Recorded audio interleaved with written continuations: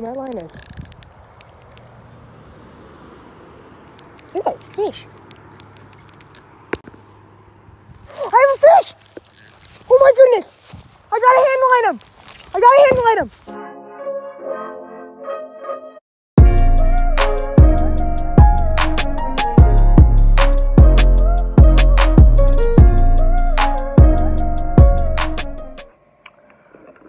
Alright, what is good, fishing fam? So today I'm going to talk about punching and flipping, mostly punching. I'm going to get down to the nitty-gritty, how to tie a punching knot, what weight, what rig, everything, rod, reel, line, everything. I'm going to get into it. This is going to be probably a solid 20-minute video. So the first thing you're going to need is a good pair of line cutters or a pocket knife, whatever you got. And I'm going to cut this hook off to kind of show you how to tie the snell knot. That's what I'm going to use for flipping and pitching. I'm going to take this hook off and take a brand new hook. You can use anything you want. I recommend using a flipping hook, but you can't just use a normal Texas rig hook. That's going to be the best thing otherwise. But what you're going to do is you're going to take your line. This is, in my case, I have 50-pound braid. You're going to take that line. You're going to make sure the tag end, you want to make sure you feed it to the back end of the hook, not like that. You want to go back to the back end of the hook like this. Just like that. Super simple. Just put your line through the guide. Then you're going to take your hook and you're going to, I would say, bring out 8 inches or so. You're going to make a loop here on the top. You take your line like that. It's going to make a loop. That simple. Right there. Just like that on the hook. Then you're going to take your line. I know this is not the best video, but take your line, you're going to wrap it around that loop a couple times. I'd go 7 or 8, depending on really how heavy cover you're fishing. That's what I'm going to be saying mainly in this video. So I'm going to go 1, 2, 3, 4, 5, 6, 7. You wrap it around 7 times. Then you're going to take that tag and you're going to feed it back to that loop that you've already made. I literally just learned this a couple hours ago. Then you're going to take that and you're just going to pull the main line tight. And that's it. I like to kind of push it up a little bit more toward the eye of the hook. There we go. Make sure you push it up a little bit more. It's going to go like that. Essentially like that. Then you're going to take your line cutter. I do like, you can do a, just for insurance, an extra overhand knot, but I just cut that tag. It's going to make it difficult to take it off, to cut it off. You're literally just going to take that, you're going to make it as small as possible without the line kind of undoing itself, just like that. It's really small now, and what that allows the bait to do, so you can see the line like comes through it that way.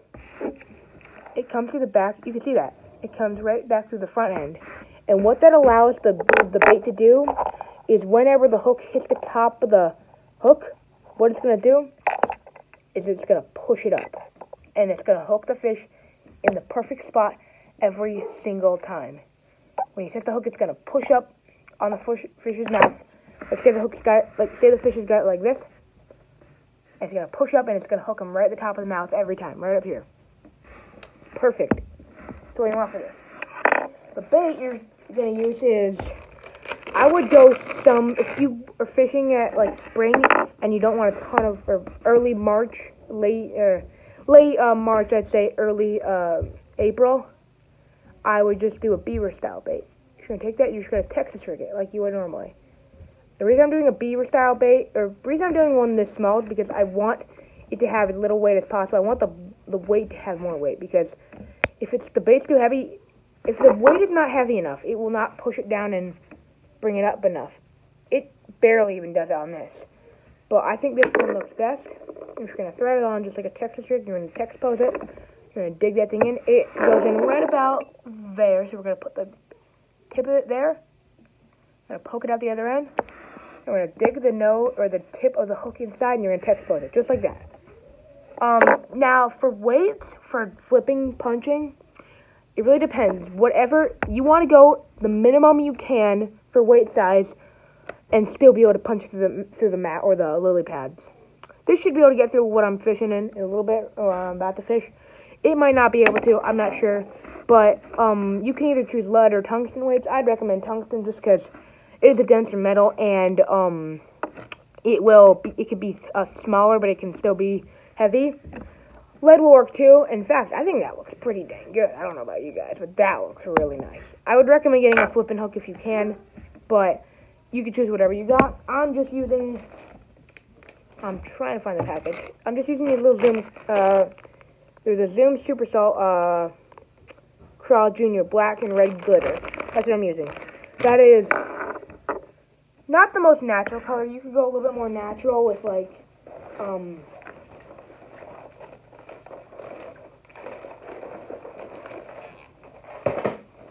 maybe a Crawl. Yeah, Crawl's Amazing Baits. I have some trash flows in it, but that's I'll show you it. This is another great lure if you're fishing ultra clear water.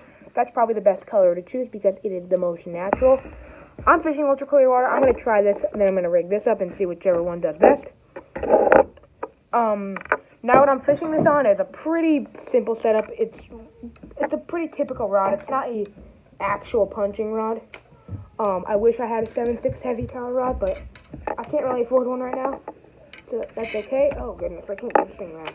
I have 50-pound P-line braided line on here. I have the Lew's Xfinity Speed Spool. Has, like I said, 50-pound braid. It has a 7.5 to 1 gear ratio. It's a 7-foot medium heavy fast. So, as you can imagine, it has quite a bit of give. That is not really what you want when you're flipping and punching, but that'll work. There's a couple of videos, basically, there's only one, I think, talking about how, like, you want a parabolic rod for flipping and punching, and then if you have the parabolic rod, you can use braid. If you have, like, a heavy power rod, you want to use mono, so that it has a little bit of give. I don't know, I'll link that video below and tell me what you think about it, but that's about good as a presentation as you can. Now let's head over to the water where we're going to test this out. Probably not going to catch a fish. There are bass in here, but they're tiny, and I can't get them to eat anything. We're going to flip the little tiny mats, and I'll see you when we get there. Thanks for watching. Alright guys, we're at the pond, and this is essentially what I'm talking about as punching mats. Now, depending on where you live in the country or even in the state, your vegetation is either going to be more thick or less thick. So this is not super thick stuff, so I could definitely get away with the medium heavy here. We're just going to flip it right in there. It's not really vegetation, but heavy vegetation. What? Okay, fine, whatever. This is kind of perfect. Oh, there's a bass.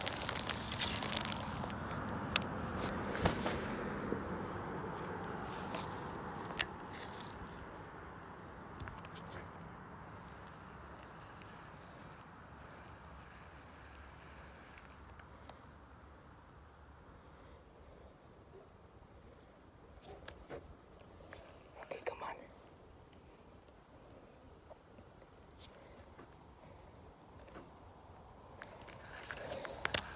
Alright, we're going to punch this vegetation because it is punchable. You can see that vegetation right there. I'm going to punch it. Or try to at least. Okay, not too bad, not too bad, not too bad.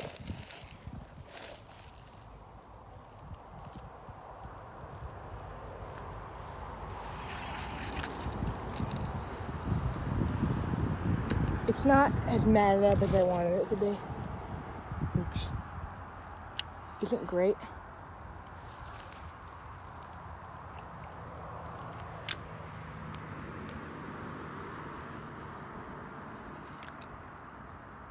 Oh. Ooh. I felt 2 ticks. That might have been a fish. Then again, that might have just been some cover.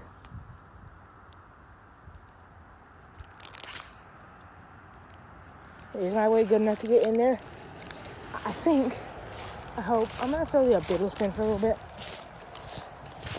All you're basically doing is flipping your little bait into that cover. And you usually need a heavy power rod if it's thick.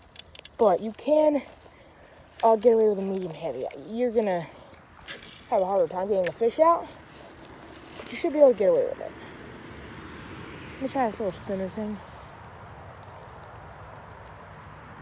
It's like a little spinner bait, but it's got like it looks great in the water. It's got like a little grab on the back of it instead of the skirt, I guess. We're gonna try a couple different styles of bait. We're gonna try twitch style baits, like a fluke. I basically brought a soft plastic jerk bait is what I brought. Oh, I thought I had a fish.